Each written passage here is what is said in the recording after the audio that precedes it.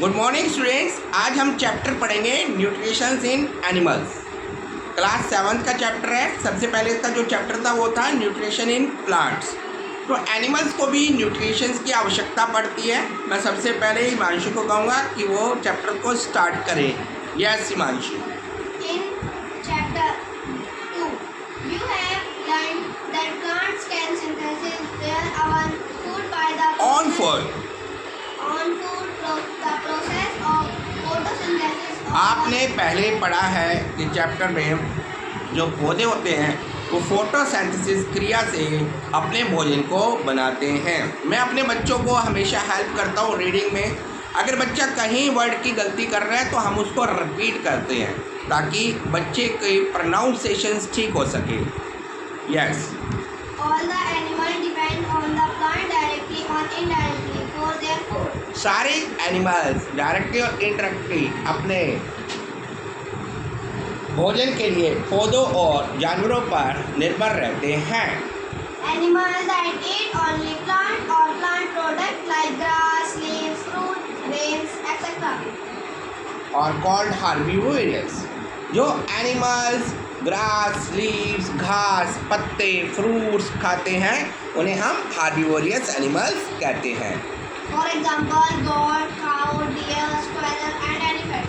Yes, जैसे कि गाय, भैंस, हिरण और गिलहरी। Animals that feed on other animals for their food are called carnivorous. जानवर जो दूसरे जानवरों पर अपने भोजन के लिए डिपेंड रहते हैं उसे कार्निवोरस कहते हैं। इसका मतलब ये जानवर मांस खाते हैं, पूर्णतः मांसाहारी होते हैं।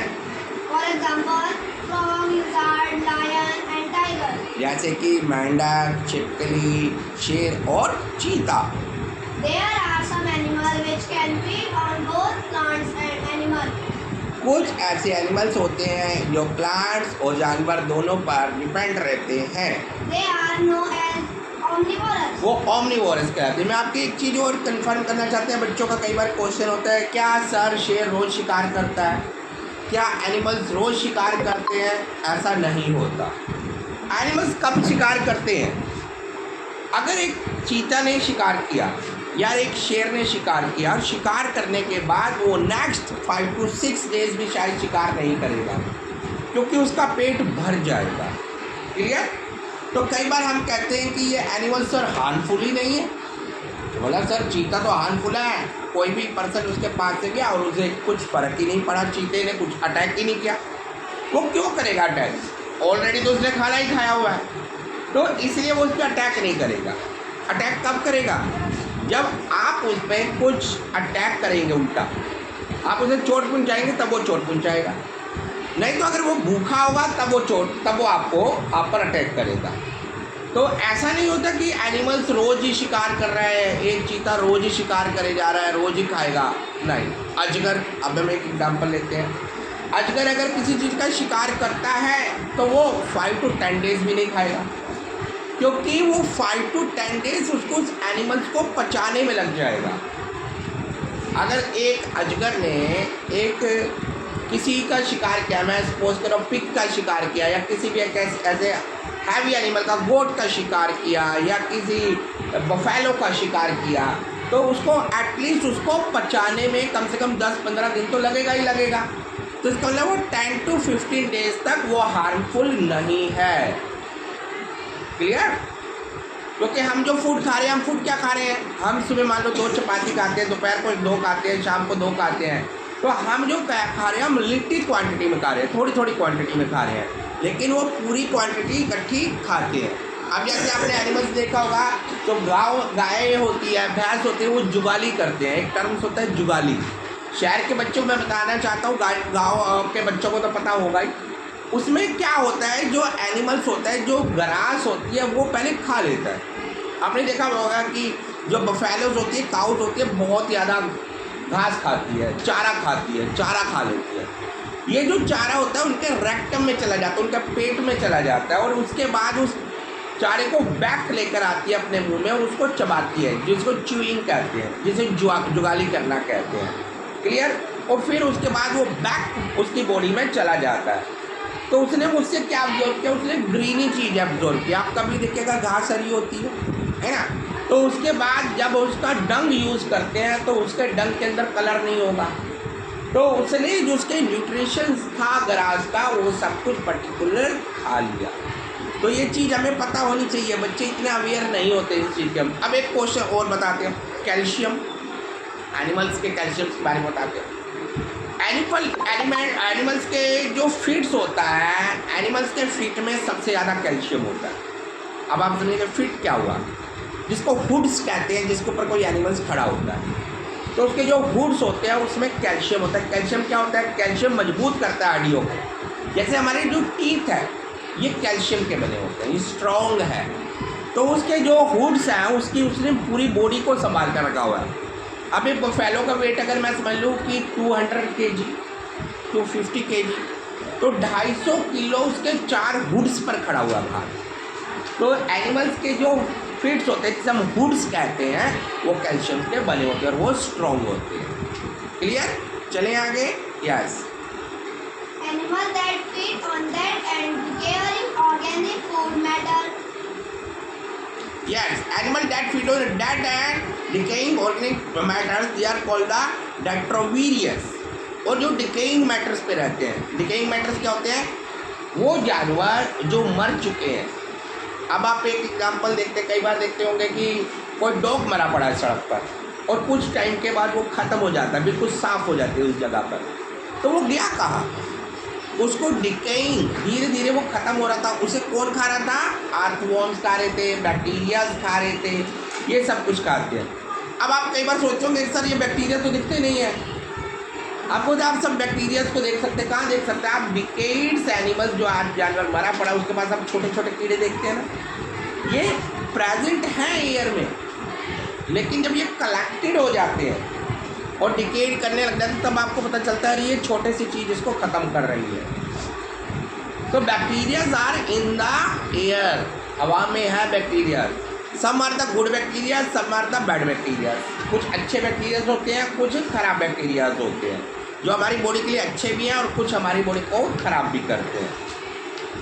Yes, All animals, including human, may need nutrition to stay alive, grow, repair, and functioning of the body. Yes, सारे animals, either the human beings, हम सबको न्यूट्रिएंट्स की आवश्यकता पड़ती है शरीर के लिए, भोजन के लिए, रिपेयर होने के लिए। अब आप पूछेंगे रिपेयर क्या होती है? रिपेयर का मतलब होता है अगर आपको चोट लग जाती है तो कुछ टाइम पीरियड्स के बाद आपकी चोट ठीक हो जाती है। आपने देखा होगा आपकी बॉडी का मास फिर वैसा आ गया। अब आपने कहा सर हमने तो गोली ली थी उससे ठीक हुआ होगा। No, the medicine is the antibiotic, जो आपकी बॉडी को बचाती है बीमारियों से कि आपका घाव ज़्यादा बड़ा ना हो। अब आपने जो न्यूट्रिएंट्स खाए, आप जो भोजन खा रहे हैं वो आपकी बॉडी को बना रहे हैं। आपने देखा होगा मोस्टली एग्स खाते हैं लोग, तो एग्स क्या, it is a good source of proteins.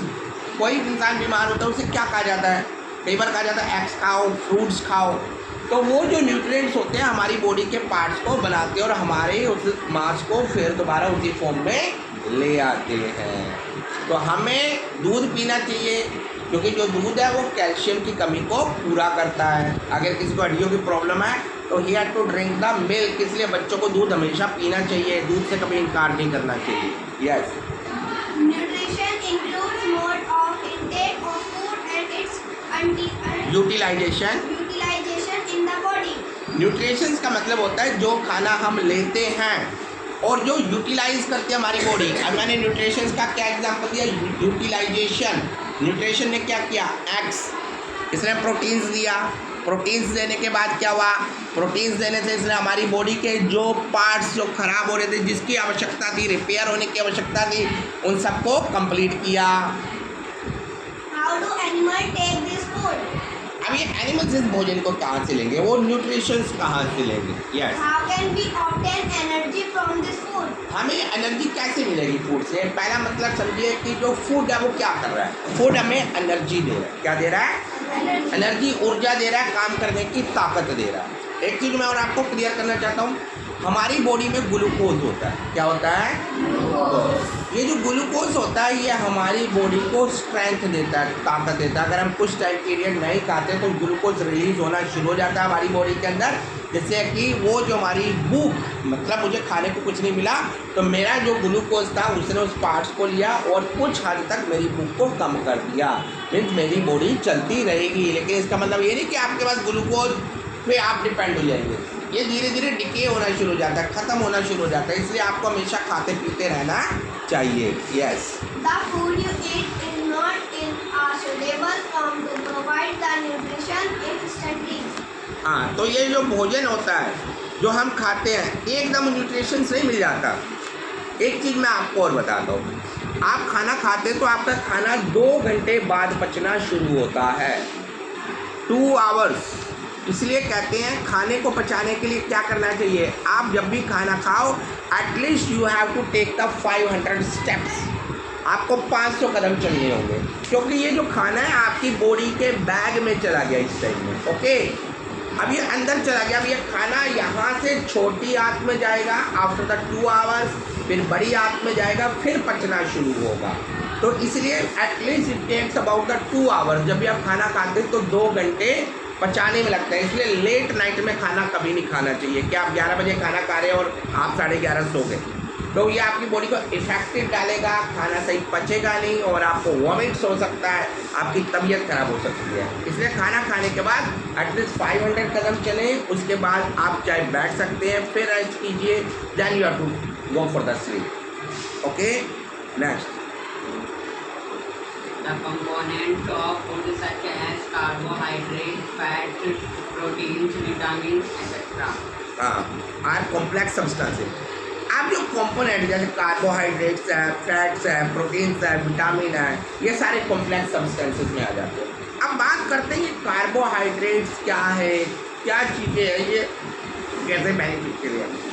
हमें एक बैलेंस डाइट लेनी चाहिए। बैलेंस डाइट का मतलब होता है कि हमारे भोजन के अंदर कार्बोहाइड्रेट्स भी होने चाहिए, प्रोटीन्स भी होने चाहिए, हर चीज़ होनी चाहिए। अगर आप पर्टिकुलर एक डाइट खा रहे हैं, अगर आप प्रोटीन्स खा रहे हैं, अगर आप फैट्स खा रहे हैं, फैट्स किस में होता है? दूध में। फैट्स किस में होता है? देसी घी में। आप देसी घी खाते रहे आपकी बॉडी मोटी हो जाएगी। आपने कई लोगों को देखा होगा, दे आर वेरी हेल्दी, बहुत मोटे हो जाते हैं, वो कहते हैं हम देसी घी खा रहे हैं। लेकिन उसको पचाने के लिए भी आपको एक्सरसाइज की आवश्यकता है। तो आप पूरा फैट्स पे डिपेंड नहीं हो सकते, आपको जूसेस भी पीना था। आपको कार्बोहाइड्रेट्स किस में होता है? आपको कार्बोहाइड्रेट्स बनाना में मिलेगा। आप सिर्फ वही तो नहीं खाते रहेंगे, वो आपको मोटा कर देगा। Potato is a good source of the carbohydrate. लोग आलू के परोठे खाते हैं, डैट इज गुड। कोई बच्चा आलू के परोठे खा रहा है तो कार्बोहाइड्रेट्स उसमें है, तो उसके कुछ लिमिट तक उसके खाने, उसके पेट की भूख को वो शांत करेगा। Yes. So they are broken down into simpler and soluble from which the body cells can absorb. हाँ, तो इसके बाद ये सिंपल सेल्स में डिवाइड होता है। धीरे धीरे इसको सिंपल सेल्स में डिवाइड करना शुरू कर देते हैं खाने को। Nutrition is amoeba. अमीबा। अब अमीबा में न्यूट्रिशन कैसे होता है? Amoeba is an unicellular organism found in ponds, pools and देखिए, ये जो अमीबा होता है ये तालाबों में पाया जाता है और छोटे छोटे गड्ढों में पाया जाता है। it has a cell membrane, a rounded dense nucleus and small bubble like organ it is cytoplasm, और इसके चारों ओर एक मेम्ब्रेन होती है और जिसको हम साइटोप्लाज्म कहते हैं। It is capable of changing its shape and pushing out finger-like projections called फ्यूजोपोडिया pseudopodia. और फास्ट फूड। तो इसके ये क्या होता है? फ्यूजोपोडिया के फॉर्म होता है। ये फ्यूजोपोडिया में एक साइंटिफिक टर्म है जिसका मतलब होता है जूठे पैर। तो अमीबा का क्या होता है? इसके पैर कभी इसकी पोजीशन किधर चली जाती है, कभी किधर चली जाती है, तो ये पर्टिकुलर एक तरफ नहीं रहती इसकी position. When amoeba comes in contact with food, the pseudopodia join together to form a small cavity known as food box. हाँ, जब इसे भोजन मिलता है तो इसके जो फिट होते हैं ये कैविटी की फॉर्म में आ जाता है, इकट्ठा बन जाता है और फूड वैक्यूल बन जाता है। फूड वैक्यूल मतलब यह भोजन को खाना शुरू कर देगा। Digestive juice are secreted by the secreted into the food vacuole. और जो भोजन पचता है वो फूड वैक्यूल में चला जाता है। The juices contain enzymes that act on the food and break it into simpler and soluble substances. हाँ, उसे सिंपल और सॉल्युबल सब्सटेंसेस में बदल देता है। It is absorbed and assimilated to provide energy for growth, हाँ, और ये ग्रोथ प्रोवाइड करता है, एनर्जी प्रोवाइड करता है। maintenance and multiplication. हाँ, और मल्टीप्लाई होता है, मतलब ये बढ़ता जाता है amoeba.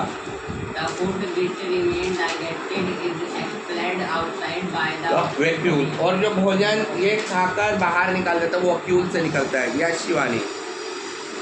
Animals nutrition. The various steps involved in nutrition in animals that take in solid food are हाँ, तो इसके इस तरीके से सॉलिड फूड लिया जाता है। सबसे पहले क्या होता है प्रसाद में? इंजेक्शन। पहला पार्ट है injection.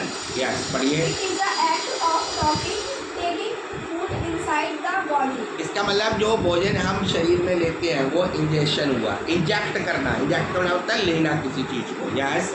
Different animals have different mode of taking food into the body like amoeba. Amoeba Amoeba has no mouth or space for the ingestion of food, intake of food. हाँ जी, जैसे कि हम amoeba की बात करें, अलग जानवर अलग अलग तरीके से भोजन को लेता है। जैसे इंसान किससे लेता है? मुंह से खाना खाता है।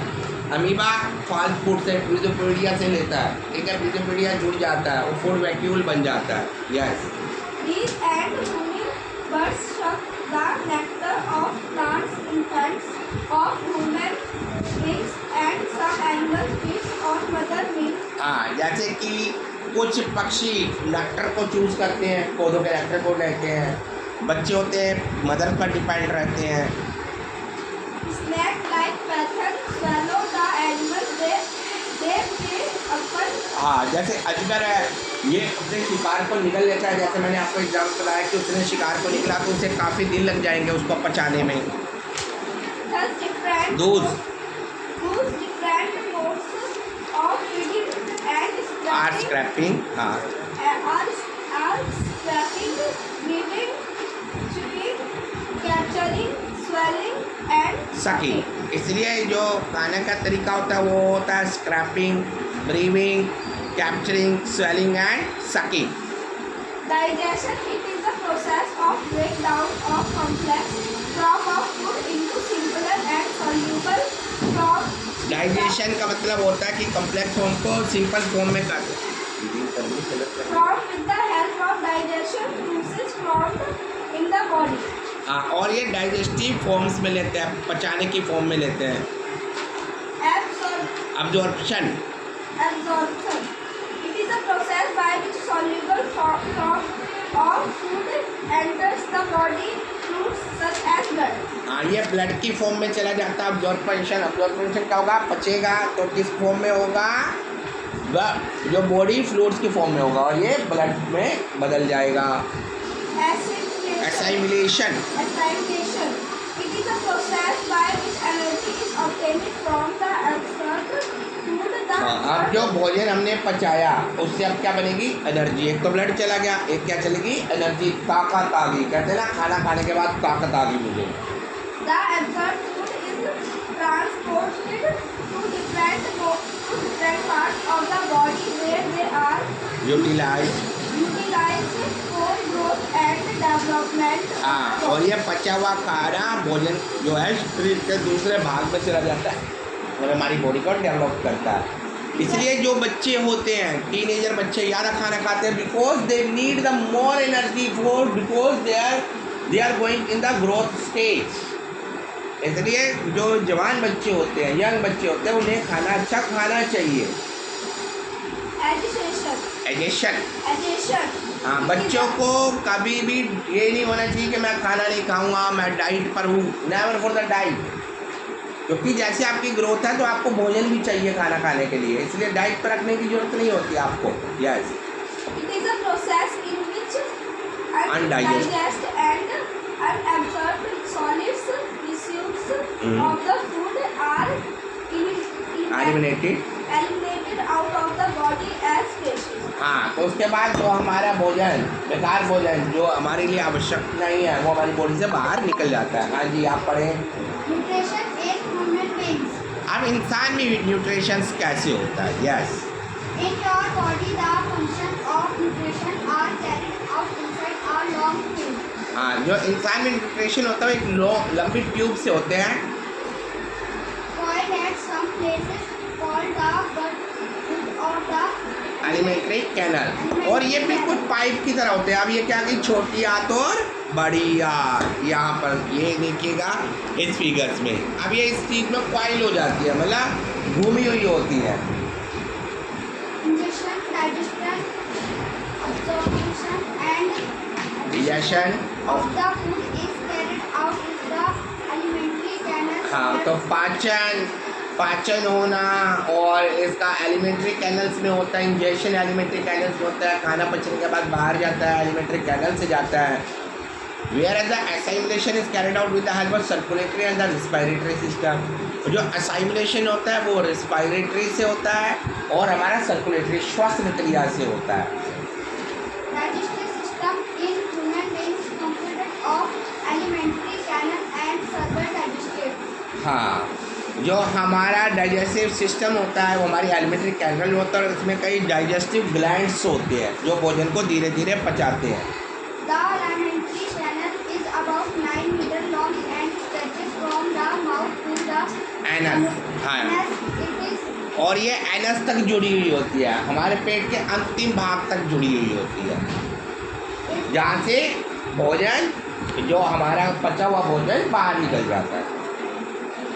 it consists of mouth, हाँ, ये मुंह से होता है जिसे कहते हैं बक्कल कैविटी, मुंह को कहते हैं बक्कल कैविटी। ओस्टोफेगस भोजन की नली, उसके बाद स्टोमक पेट, स्मॉल इंटेस्टाइन छोटी आंत, लार्ज इंटेस्टाइन बड़ी आंत, रेक्टम एंड एनस, उसके बाद रेक्टम और एनस के थ्रू जो हमारा बेकार पदार्थ है बाहर निकल जाता है। the liver, gallbladder and pancreas. Pancreas, Pancreas are the other organs that help in digestion. Digestion, हाँ, उसके बाद लीवर होता है, गाल ब्लैडर से भोजन पच कर जाता है, पिस कर जाता है, और पैनक्रियास आपके शुगर्स लेवल को कंट्रोल करता है। तो इस तरीके से ये सारे हमारे खाना पचाने में हेल्प करते हैं। Digestive juice are secreted by inner walls of the stomach. हाँ, और जो डाइजेस्टिव जूस होता है ये इनर वॉल के लिए हेल्पफुल होता है। The small intestine and the various glands such as salivary gland, the liver and the pancreas. जो सैलिवरी ग्लैंड होता है लीवर और पैनक्रियास होता है। अब ये सैलिवरी ग्लैंड क्या होती है? भूख, गीलापन। अगर हमारा मुंह गीला नहीं होगा तो खाना क्या हो जाएगा? सूखा होगा। तो ये क्या करता है, ये जब खाना हमारे मुंह में जाता है तो मुंह में गीला हो जाता है खाना और ये बॉडी के अंदर जाना शुरू हो जाता है। आप पढ़ें। Yes,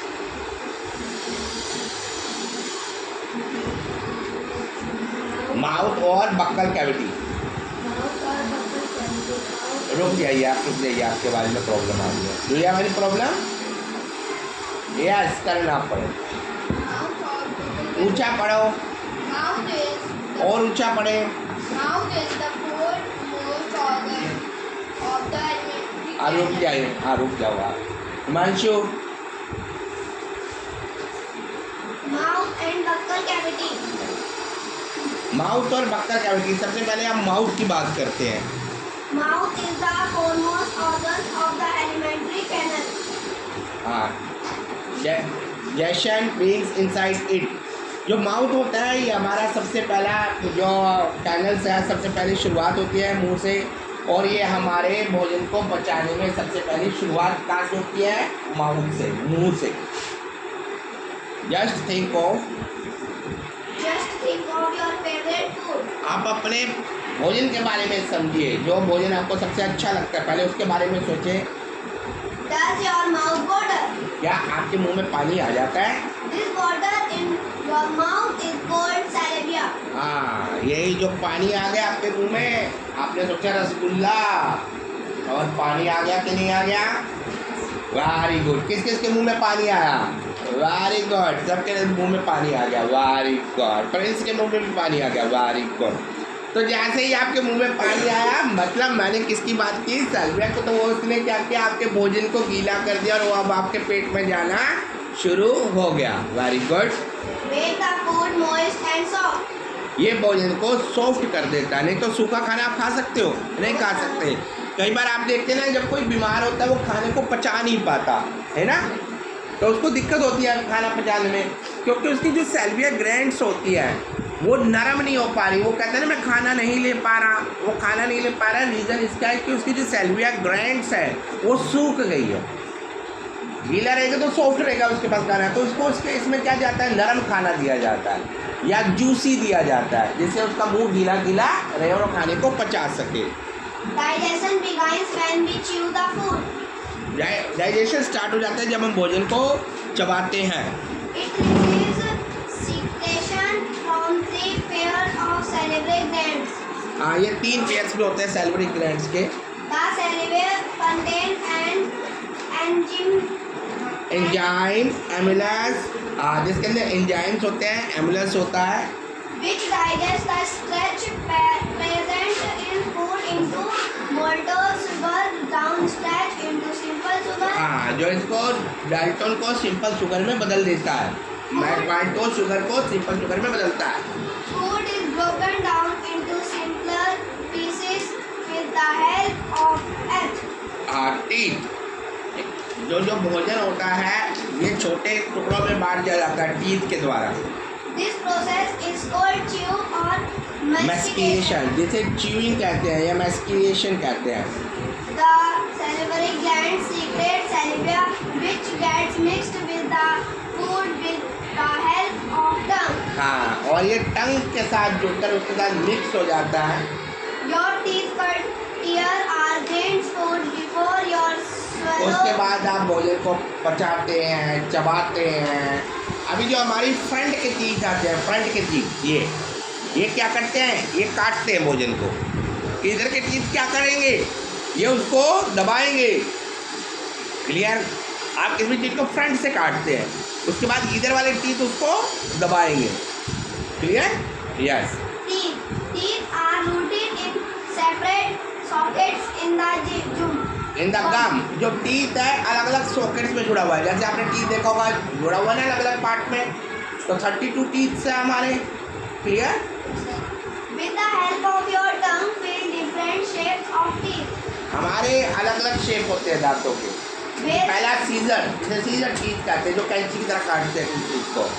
based on the structure and function, teeth are classified as.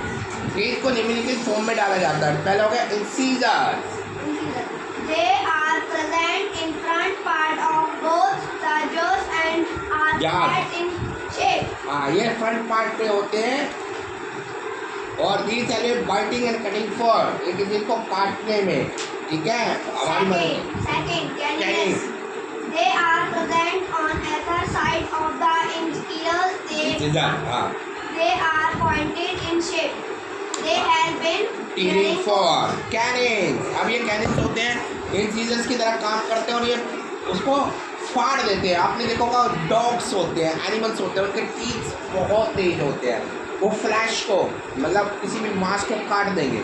तो हमारे कुछ टीथ ऐसे होते हैं, 2 से 4 टीथ ऐसे होते हैं जो भोजन को फाड़ देंगे, काट देते हैं। सपोज कर लो हम बात करें एप्पल खा रहे हैं, तो एप्पल्स को क्या हो गया? वो काटेगा ना, तो वो हमारे कौन सा हो जाएंगे? कैनिन्स। नेक्स्ट हो गए premolars and molars. They are present at the back of our mouth. ये हमारे दांत हमारे मुंह के लास्ट में होते हैं। They are quite broad and have almost flat surfaces. हाँ, और ये चौड़े होते हैं, इनका फ्लैट सर्फेसिस होता है। अपने आप टीथ देखिए हाथ लगाकर एवरीवन, तो आपको पीछे 4 टीथ्स मिलेंगे, तो वो हमारे हो गए premolars and molars. These help in crushing and grinding of food. हाँ, ये भोजन को ग्राइंड करते हैं। Milk teeth and permanent teeth. A child has. Milk teeth. अब मिल्क टीथ परमानेंट टीथ में क्या फ़र्क होता है? मिल्क टीथ क्या होता है? बच्चों के दांत, मतलब आपने देखा होगा बच्चों के दांत एक पर्टिकुलर एज तक होते हैं, उसके बाद गिर जाते हैं, तो वो पहले वो टीथ हैं जो कच्चे होते हैं, उसके बाद हमारे परमानेंट टीथ आते हैं। अगर परमानेंट टीथ आपके टूट गए तो वो फिर दोबारा नहीं आएगा, लेकिन मिल्क टीथ टूटेगा तो आ जाएगा। बच्चों के सिर्फ 20 दांत होते हैं,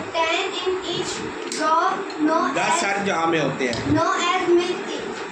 जैसे कि मिल्क टीथ कहा जाता है। जैसे दूध के दांत, अगर हम देसी भाषा में कहें तो दूध के दांत कहते हैं।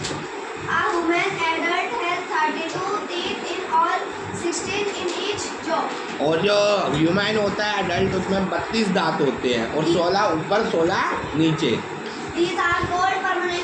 इधर परमानेंट टीथ कहा जाता है। शिवानी पढ़े आप।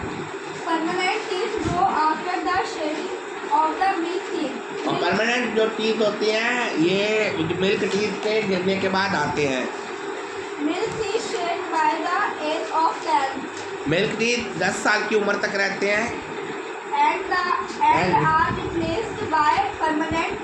और परमानेंट टीथ के द्वारा रिप्लेस हो जाते हैं। Permanent teeth also fall off, but during old age or as a result of some dental disease. disease. Permanent teeth भी गिर जाते हैं, लेकिन ये कब गिरते हैं? जब आप बूढ़े हो जाते हैं या कोई बीमारी आ गई, दांत की कोई बीमारी पड़ गई, तब हमारे टीथ गिरने शुरू हो जाते हैं। Unlike the milk teeth, these cannot be replaced by new teeth. हाँ, लेकिन ये जो मैंने पहले कहा कि मिल्क टीथ थे वो रिप्लेस होकर परमानेंट आ गए, लेकिन परमानेंट गिरेगा तो फिर नहीं आएगा। The white substance that covers the teeth is called enamel, और जो सब्सटेंस इसे कवर करता है उसे इनेमल कहते हैं। It is the hardest substance in the body. ये सबसे कठोर सब्सटेंस होता है हमारी बॉडी में। It is composed of keratin keratin, hardened with minerals, ये मिनरल से बना होता है, such as calcium and magnesium. जो मैंने कहा कैल्शियम और मैग्नीशियम, कैल्शियम की मैंने बात की थी शुरू में, तो बच्चों को दूध पीना चाहिए क्योंकि दूध में कैल्शियम की भरपूर मात्रा होती है। टंग, अब हम बात करते हैं टंग की, जबान की। हमारी जबान जो है इसमें चोट भी सबसे जल्दी ठीक होती है। और दूसरी चीज़ होती है कि हमारी जो जीभ होती है इसके अलग अलग फेसेस होते हैं। तो जीभ पे जैसे में पता चलता है कि कड़वे का क्या स्वाद है, मीठे का क्या स्वाद है, ठीक है, खट्टे का क्या स्वाद है, तो सारी चीज़ का एक ही जगह पता नहीं चलता। इसके हमारे पार्ट्स होते हैं टंग के, तो उसमें उसके अकॉर्डिंग हम बता सकते हैं कहाँ पर कौन सी चीज़ का स्वाद आएगा। यस, हाँ जी, आंतरा अपने tongue is a fleshly muscular organ attached to the mouth cavity. जो जीभ होती है ये मस्कुलर ऑर्गन्स होते हैं जो हमारे माउथ कैविटी तक जुड़ी होती है, लास्ट तक जुड़ी होती है टंग माउथ कैविटी तक। At the back and free at the front, it helps you to eat the food, pushing the food to your teeth, mixing the food with saliva and then enable you to swallow। जो जीभ होती है ये भोजन को पचाने में और भोजन को पीछे तक ले जाने में, उसको गीला करने में मदद करती है। And then enable you to swallow it। और उसे swallow और उसे निगलने में मदद करती है। It has several small taste buds on इसमें अलग अलग टेस्ट बड्स होते हैं surface which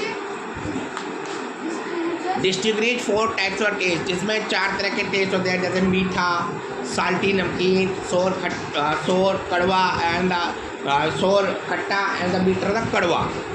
taste buds that detect different kind of taste are located in specific area of the tongue। हाँ, ये एरिया ऑफ द जो टंग के पास के एरियाज होते हैं उसके स्पेसिफिक एरियाज होते हैं। यहाँ पे आपको खट्टा दिखेगा, यहाँ मीठा दिखेगा। It also enable us to speak, यह हमारे बोलने में भी हेल्प करता है। आप पढ़ें।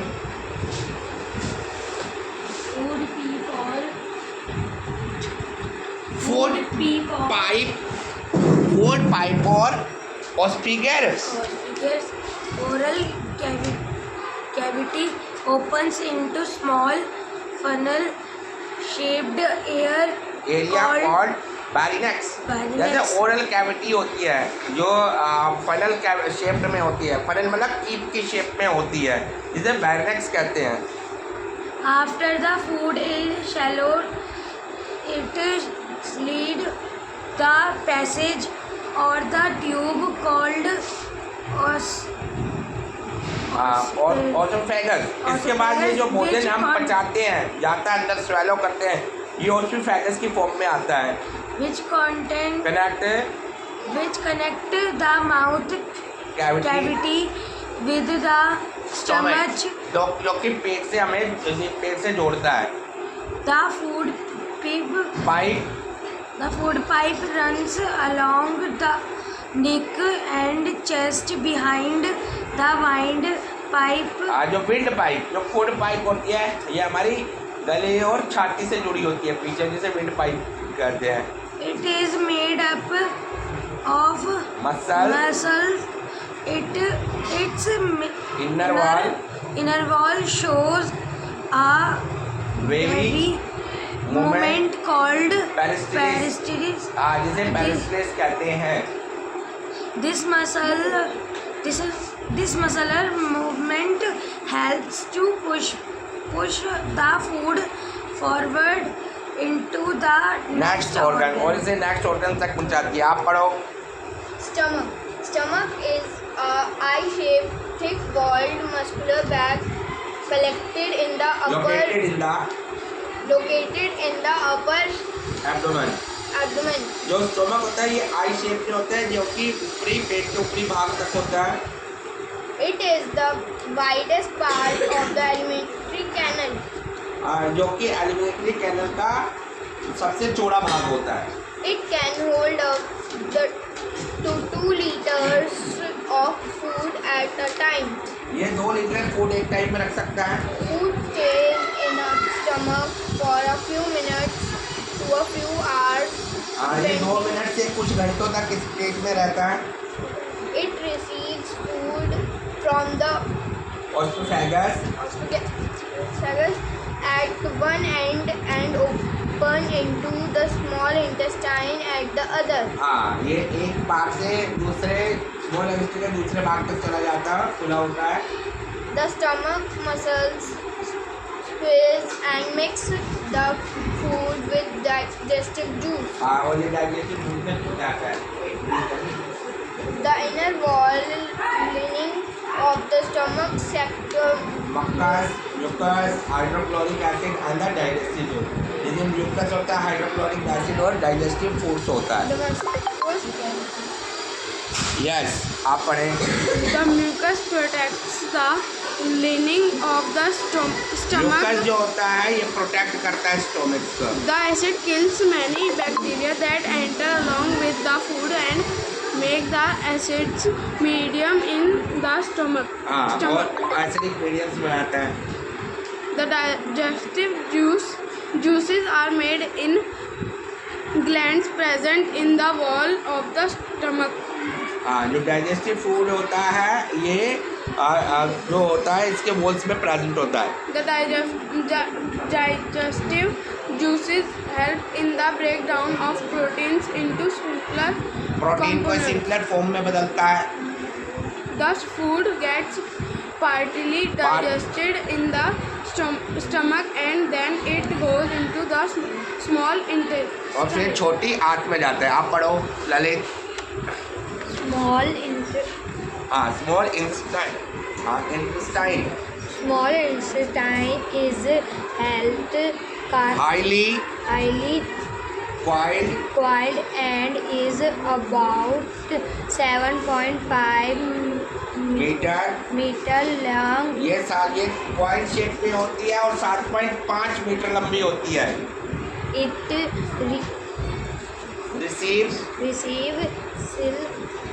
semi-digested food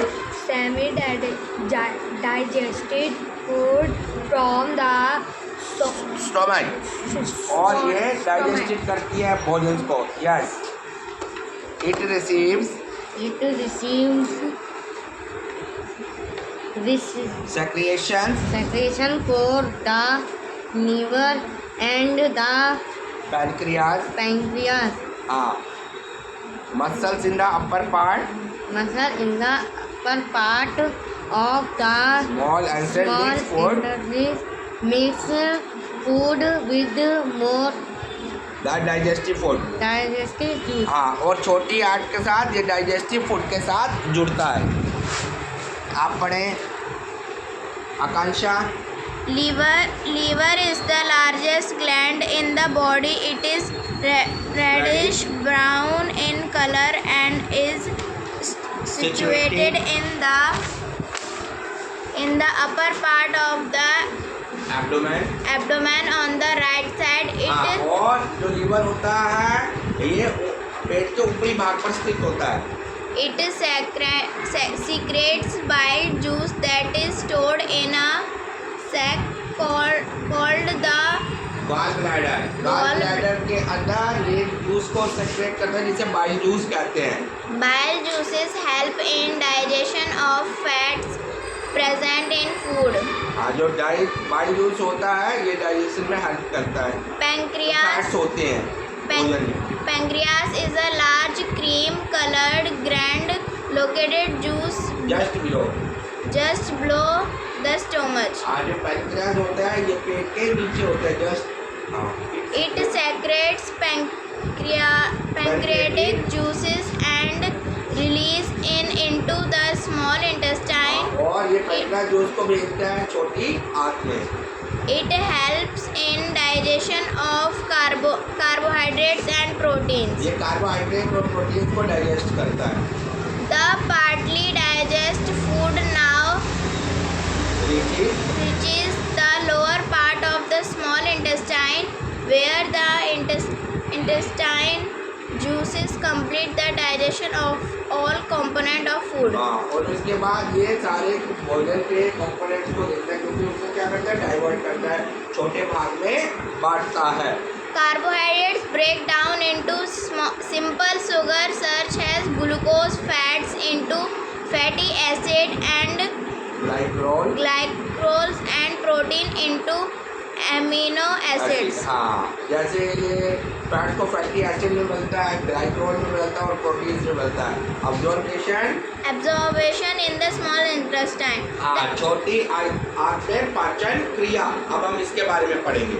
The digest food pass into the blood vessels in the walls of intestine and the process is called absorption. अब जो डाइजेस्टिव फूड होता है ये छोटी आंत में जाता है और ये अब्जॉर्प्शन कहलाता है।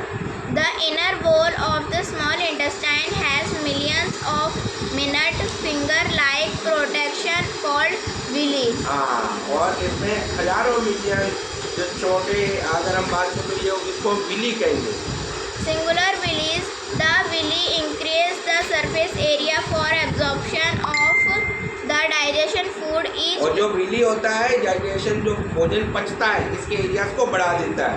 Each villi has a network of thin and small blood vessels close to its surface.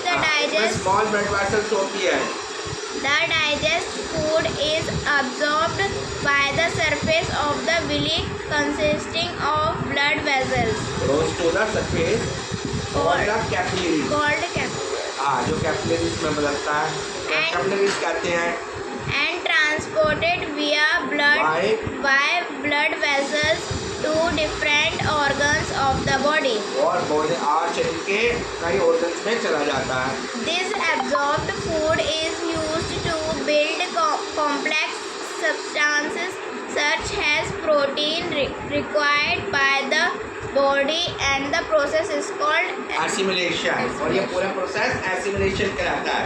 In cells, glucose with the help of oxygen breaks down into carbon dioxide and water and energy is released. Glucose के अंदर oxygen टूटती है, carbon dioxide बनता है और पानी आधा और रिलीज होता है, एनर्जी रिलीज हो जाती है। Not all the food you eat is digested and absorbed. The food that remains undigested and unabsorbed then enter into the large intestine. और और ये नहीं कि सारा ही भोजन हमारा पच जाएगा, कुछ भोजन हमारा रह जाता है तो इनडाइजेस्टेड फॉर्म में आ जाता है। हाँ जी, नेक्स्ट चलेंगे हिमांशु, आप पढ़ें।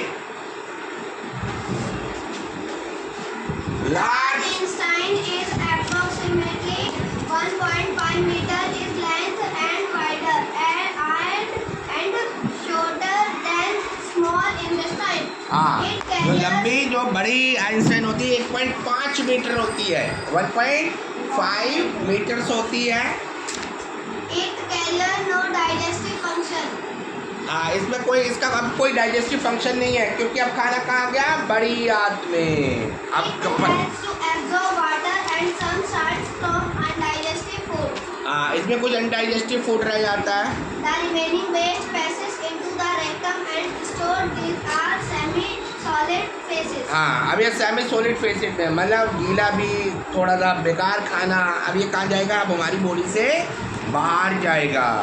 It is then passed out of the body from the anus from time to time, and this process is called digestion. हाँ जी, और ये एनस के थ्रू टाइम पे निकलता रहेगा, इसे कहते हैं injection. Nutrition in grass-eating animal. You अब must हम देखते हैं कि जो घास खाते हैं जानवर, उनमें न्यूट्रिशन कैसे रहता है। यहाँ देखिए एनिमल्स का दिखा रखा है, बफेलो का। जैसे मैंने कहा कि जो एनिमल्स क्या करते हैं, घास को खाते हैं या अपने भोजन को खाते हैं तो वो जुगाली करते हैं, जो टाइम से है तो बचे हुए खाने को फिर वापस अपने माउथ में लाते हैं, फिर च्यू करते हैं। मतलब पहले वो रॉ खा गए, पूरा निकल गए, फिर उन्होंने धीरे धीरे उसे पचाया। Yes, You must have observed cow, buffalo, and other grass-eating animal called ruminants chewing continuously even when they are not eating grass. हाँ, आपने देखा होगा गाय भैंसे अगर खाना नहीं खा रही तभी वो च्यूइंग करती रहती है ना, उनका मुंह चलता रहता है, तो वो क्या होता है, पेट वाले खाने को क्या कर रही है, अब वो पचाएंगी। These animals quietly gather food, chew it rapidly, mix with saliva and swallow it hurriedly. हाँ, ये जब खाने को खाते हैं क्विकली, खाने को फटाफट खाते हैं और स्वेलो करते रहते हैं। सैलिवा क्या था, जो गीलापन दे रहा था, तो अंदर भोजन फटाफट जा रहा था। कभी भी एनिमल्स को देखिए बड़ी फास्ट खाता है ना खाना। आगे They store it in a separate part of the stomach called rumen. हाँ, तो इनके पेट में एक सेपरेट पार्ट होता है, अलग पार्ट होता है जिसे रूमेन कहते हैं, वहाँ ये सारा स्टोर होता जाएगा। Where the food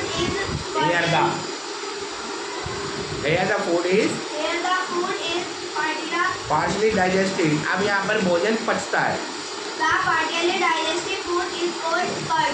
जिसे कट कहते हैं। This act of chewing is known as chewing, curd or rumination. जिसे कट या रुमिनेशन कहते हैं, These are therefore called ruminants. जिसे इसलिए इन्हें रुमिनेंट्स कहा जाता है, ruminants animals. They are complicated stomach consisting of four chamber, इसके 4 चैम्बर होते हैं, rumen, rectum, omasum and abomasum. The first 3 chambers are considered as a part of the food pipe, पहले जो होते हैं 3 चैम्बर वो भोजन की पाइप से जुड़े होते हैं, while the fourth chamber, एम्बोमिसम, abomism, constitute the true stomach. और जो चौथा होता है वो इसका मेन चैम्बर माना जाता है। The food slowed first goes into the rumen, भोजन सबसे पहले रूमेंस में जाता है, where it is drained Yeah, and it is. moves into the reticum, from where it is returned to the mouth and curd. उसके बाद ये डाइजेस्टेड होता है और उसके बाद ये कट की फॉर्म में आ जाता है, After thoroughly chewing and mixing with saliva, और ये सलाइवा से इसे मिक्स होता है। it is slowed for a second time and then digested virtual in the remaining chamber. और फिर बाकी चैम्बर्स में चला जाता है। The amalgam and abomasum in the amalgam it is digested in a similar way as in human body, ये human body की तरह फिर प्रोसेस करता है सिंपलर वे में, and finally it is sent to the small intestine और उसके बाद ये छोटी आंत में चला जाता है, where the absorption of the nutrients occurs. यहाँ पर ऑब्जॉर्प्शन होता है।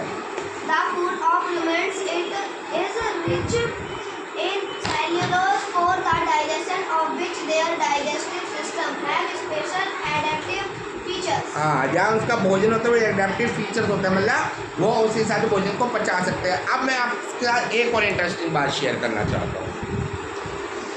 जो एनिमल्स होते हैं ये घास खाते हैं ना जी, Yes, sir. लेकिन वो बीमार नहीं पड़ते।